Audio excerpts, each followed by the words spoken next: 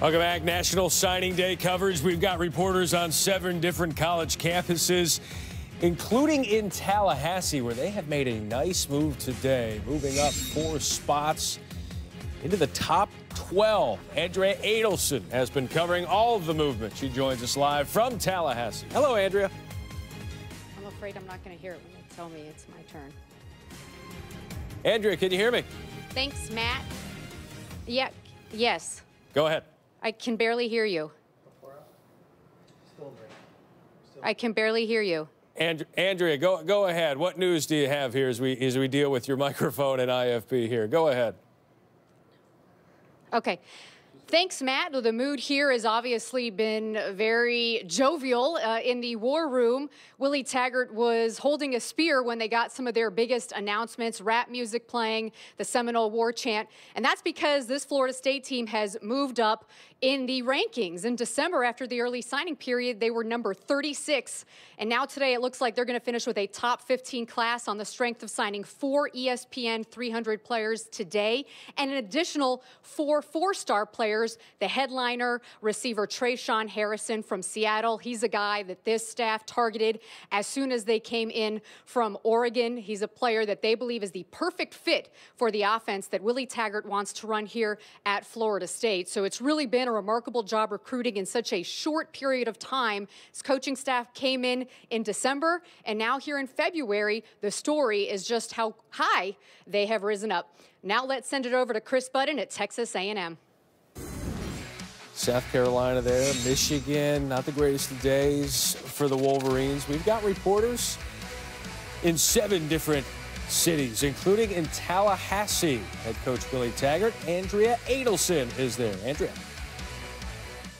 Part of the reason there's so much excitement here at Florida State is because the Seminoles landed every single receiver they targeted, including the #1 target on the board, Trayshawn Harrison, an ESPN 300 product that this coaching staff was very high on when they were at Oregon. Now, a big reason why they need so many receivers is because there is a lack of receivers on the roster right now. 5 scholarship receivers available for spring practice. Only 4 healthy ones will be available. And the way that Willie Taggart and this coaching staff run their offense, they like to rotate between 6 and 8 receivers at a time. So being able to land the 4 receivers that they did today is so critical for the depth and building this team, because it's going to be a radically different offense that they're running here in Florida State compared to what it was under Jimbo Fisher.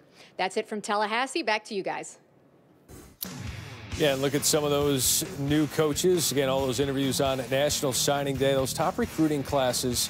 Again, Willie Taggart closing in on a top 10 finish. Mario Cristobal held on to a lot of those commits when Willie Taggart left for Florida State.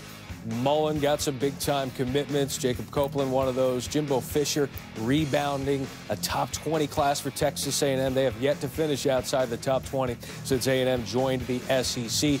Chip Kelly, Scott Frost, Jeremy Pruitt, all with top 25 classes. Tom, if you had to peg 1 or 2, some of those coaches there that did the best job in such a short amount of time? I'd say Florida State made the biggest strides today at critical positions. We knew who they had signed in the early period, plenty of good players, 2 top-level corners. We've been talking about that all day. Yep. But it was what they were able to do with the wide receiver positions and finish this thing out, be able to actually take a breath and target the remaining players once the dead period was end. I'd say Florida won the first early signing period of new head coaches. I think Florida State closed strong, did an outstanding job here today. I think you're right. I think Willie Taggart probably had the best day of first-year coaches. In Happy Valley, they hadn't finished in the top 10 in 12 years, but here they are. And here is Florida State. You wondered how Willie Taggart would be able to finish. Nearly a top 10 closeout, but Taggart and company all fired up. We'll explain why. Yeah, and look at some of those new coaches. Again, all those interviews on National Signing Day, those top recruiting classes. Again, Willie Taggart closing in on a top 10 finish. Mario Cristobal held on to a lot of those commits when Willie Taggart left for Florida State. Mullen got some big-time commitments. Jacob Copeland, one of those. Jimbo Fisher rebounding, a top 20 class for Texas A&M. They have yet to finish outside the top 20 since A&M joined the SEC. Chip Kelly, Scott Frost, Jeremy Pruitt, all with top 25 classes. Tom, if you had to peg one or two, some of those coaches there that did the best job in such a short amount of time? I'd say Florida State made the biggest strides today at critical positions. We knew who they had signed in the early period, plenty of good players, 2 top-level corners. We've been talking about that all day. But it was what they were able to do with the wide receiver positions and finish this thing out, be able to actually take a breath and target the remaining players once the dead period was end. I'd say Florida won the first early signing period of new head coaches.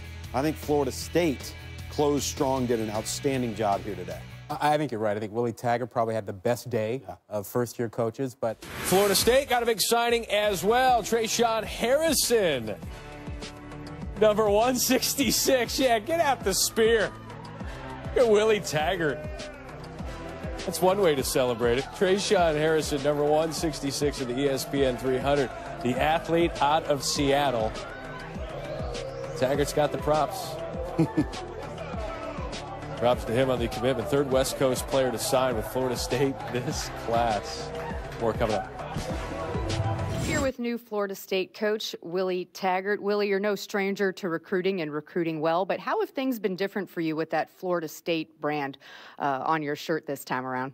Well, in the past, you usually go by a school and you kind of sit back and wait and kind of like parade, wave and all. And now there's no more parade waving. You know, you kind of get to the front of the line, you know. No, but the Florida State brand is big time. You know, you can go anywhere and anyone knows who the Seminoles are. So that helps big time. And when you can build a relationship with the young men and their families, that just add on to it. So it's been good.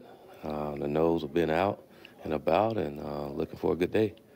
Last season, not the type of season folks around here are used to, but there was some momentum at the end of the year with a few wins to close the season. How have you been able to build off of that so far early on with these players coming back? Well, I think our players, I think they want to rewrite the ship and make things like they wanted it to be when they came here. And so those guys are committed to going and doing the things that we're asking them to do and making themselves better on and off the football field and live up to the expectations that we all know that's supposed to be here. You're the first Florida State head coach with a Twitter account, and you're active on social media. So what can we expect from you today on signing day with maybe a few preview tweets that you can give us? You're going to see in about 3 minutes. I'm going to see who's the first guy. Thanks, Willie. Should be an exciting day here at Florida State. Back to you guys. Thanks, Andrea. We'll be monitoring his Twitter account. Among the new head coaches, Mario Cristobal has the top-ranked class. That was entering signing day. They're now down to 14th. He has 10 ESPN 300 commits. Willie Taggart, hang out there at 22nd. They're going to be moving up. Jimbo Fisher never had a class outside the top 10 at Florida State. He's outside the top 20 entering today with Texas A&M.